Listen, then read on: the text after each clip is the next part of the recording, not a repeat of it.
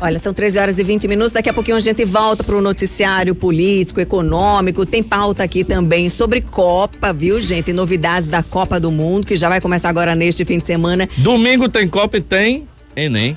Isso, exatamente. Tem Copa e tem Enem. Então a gente vai falar um pouquinho agora sobre Enem. E o 12 em Ponto hoje recebe aqui o coordenador do ensino médio do Complexo Noil de Ramalho, o professor Anderson Leão. Seja muito bem-vindo. Boa tarde.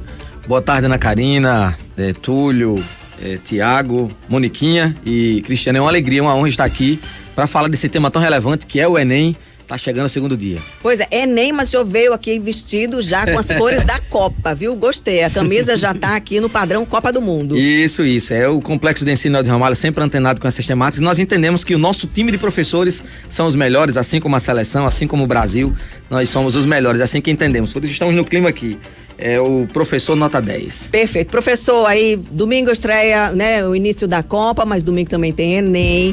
Como é que tá aí a preparação dos alunos nessa reta final? O senhor teria alguma orientação para os estudantes agora nesses últimos dias? Deixa eu só, antes do professor falar só o seguinte, os alulos vão perder Catar e Equador, né? Vão perder muita coisa também não, né? Vamos combinar. Mas deve ter uma cerimônia bonita de abertura, claro, né, Tiago? Depois.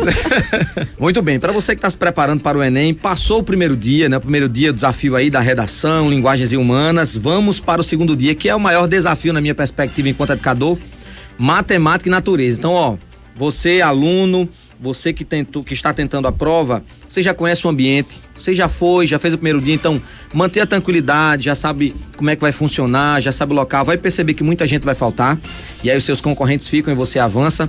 Então, dica 01, na minha sugestão, a matemática para o Enem tem uma relevância muito grande, 45 questões, uma única disciplina, comparando as outras áreas. Metade da prova, né? Exatamente. Orientação, dica 1, comece por matemática.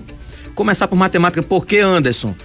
Porque o Enem, ele tem uma perspectiva de nota pelo TRI, Teoria de Resposta ao Item. Então não é pela quantidade de acerto e sim por quase você acerta. Então, como matemática tem uma relevância maior, é mais interessante você já garantir que matemática você vai ter um bom rendimento. Então essa é a dica 01, Anderson, odeio matemática, não estudei nada, então não comece por aí. Mas se você está se preparando, está estudando bem, matemática é a dica para começar. Rapaz, odeio matemática, não estudei nada e metade da prova é matemática. Aí o resultado a gente já sabe. Complica, fazer igual a Ceará Mirim, um rapaz lá de Ceará, complica. Professor, uma outra estratégia também que eu acho que é importante que a gente repise, que o senhor falou do TRI, que é a teoria da resposta ao item, né, que é a forma como o Enem é corrigido. É importante que a prova ela mescla questões de grau mais baixo e grau mais alto. As questões mais fáceis e mais difíceis.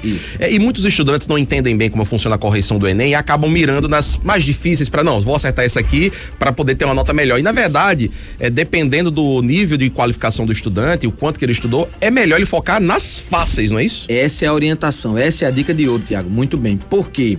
Porque o Enem, ele utiliza numa perspectiva de coerência e de fato é interessante, né? Fazendo uma análise rápida.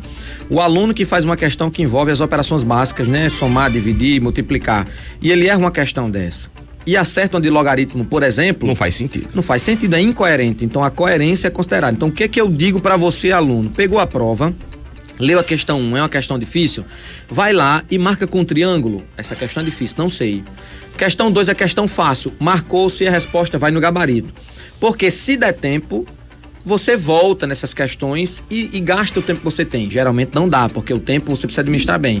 Então é melhor você chutar as questões que você não sabe de jeito nenhum. Exatamente. Então vai ser mais coerente do que você gastar um tempo com as difíceis. Tem macete para chute? É interessante que você perceba os distratores. Tem cavadinha.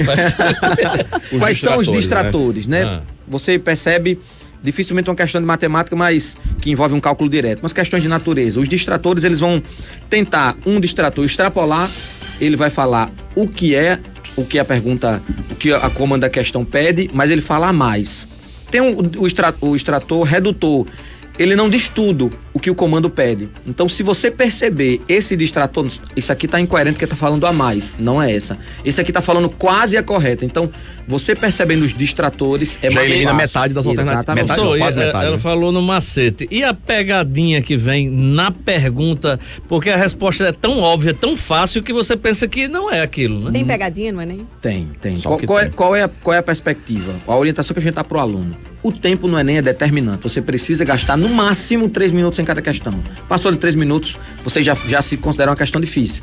Então, a gestão do tempo para responder as 90 questões é essa. 3 minutos. Essa no máximo. Então, se o aluno administrar bem o tempo de prova, ele vai ter um resultado muito bom, porque ele vai poder ler a prova toda. Leva a ampulheta lá para a hora da prova? Não pode. Mas se hoje, né, sexta-feira, se você puder fazer um treinamento aí, você dá uma treinada e percebe quanto você... Botar em prática essa metodologia. Exatamente. E aí você vai gastar sua energia naquilo que você precisa de fato, né? Uma prova de ciências de natureza, por exemplo, que vai envolver temas que com certeza estarão lá. Então gasta tempo com isso. O texto, Anderson, se for muito grande, não lê o texto completo, nem começa pelo texto, vai pela comando da questão. Tem pergunta que nem precisa. Se você vai no comando da questão, você percebe, opa, eu sei que a questão deseja isso. Quando você começa a ler o texto, seus olhinhos vão brilhar quando o texto estiver na parte que a questão precisa. É uma leitura de imagem, então são estratégias como essa que você precisa perceber para poder ter um excelente resultado. Tem uma pergunta aqui da Luciana Maia, professor Anderson. Essa diferença de uma semana entre uma prova e outra facilitou para o aluno ou prejudicou? Gera mais ansiedade, mais angústia, esse tempo de espera? Na minha perspectiva, colabora, né? Nós somos aqui do tempo do vestibular, então temos aí quase 15 anos de mercado, a gente percebe que essa mudança de perspectiva Enem em dar um tempo colabora, porque o que o aluno faz? Ele usa toda a sua energia para focar naquelas áreas. Quando você tem uma diferença, na leitura dele eu tirei 50% do peso das minhas costas, eu tenho agora outro foco, então colabora e ajuda, na minha opinião, bastante. Tanto é, aluno, você não fala da prova do primeiro dia, não comenta nada, o foco agora é matemática, química, física e biologia. Essa é a ideia. Tem alguma dica, uma aposta do que pode ser assim, assunto mais cobrado na prova do próximo domingo? Perfeito. Matemática, eu anotei aqui alguns temas relevantes demais. Então, você que vai fazer a prova, a parte aritmética de matemática, com certeza vai estar lá. Funções, sem dúvida alguma. Parte de PA e PG com certeza vai estar lá, e eu digo para você, 60% da prova serão de questões de matemática básica, então vale a pena você gastar tempo com isso e garantir essas questões. Professor Anderson Leão, muito obrigada. Tem mais alguma dica para passar aqui para os alunos? Fique à vontade. Dica final, chegou na hora da prova, não vai entrar logo dentro da sala. Fica um tempinho ali fora, você já sabe onde é a sala, não passa meia hora sentado, estressado. Não tem mais a procura, né? Isso, chegou lá, a minha sala é aqui, ó, dá aquele tempinho porque os portões fecham às 13 horas e só começa de 1h30. Então o aluno ansioso, ele senta, passa 1 hora sem celular, sem nada, só a caneta e o documento. Aí a ansiedade estoura. Exatamente, então fica do lado de fora, na porta. Sem do lado de fora que da tá aqui nos sala, quartos, né? Do lado de fora da sala, não vai sair pra fumar igual a outra pelo amor de estudante. Deus. Não. Vai sair da escola pra fumar, não, pra não perder a prova, né, Isso, professor? e manter a tranquilidade. E deve estudar amanhã, por exemplo? Vamos lá, se você se preparou bem, amanhã é hora de relaxar. Nossa. Uma dica pros pais também, pai, nada de pressão, nada de cobrança. Chama o filhão pra bater um papo, pra conversar, tomar um sorvete, né? Ter um tempinho. Sorvete também não vai beber, não, porque não, alimentação, não dá pelo amor não, pelo amor de Deus. Gratidão pela oportunidade. Relaxar com parcimônia, né? Isso. Manter um momento ali família, dormir cedo. A Copa, o lançamento vai estar tudo gravado, você assiste depois, fica tranquilo. Não vai perder nada também não, Catar e Equador.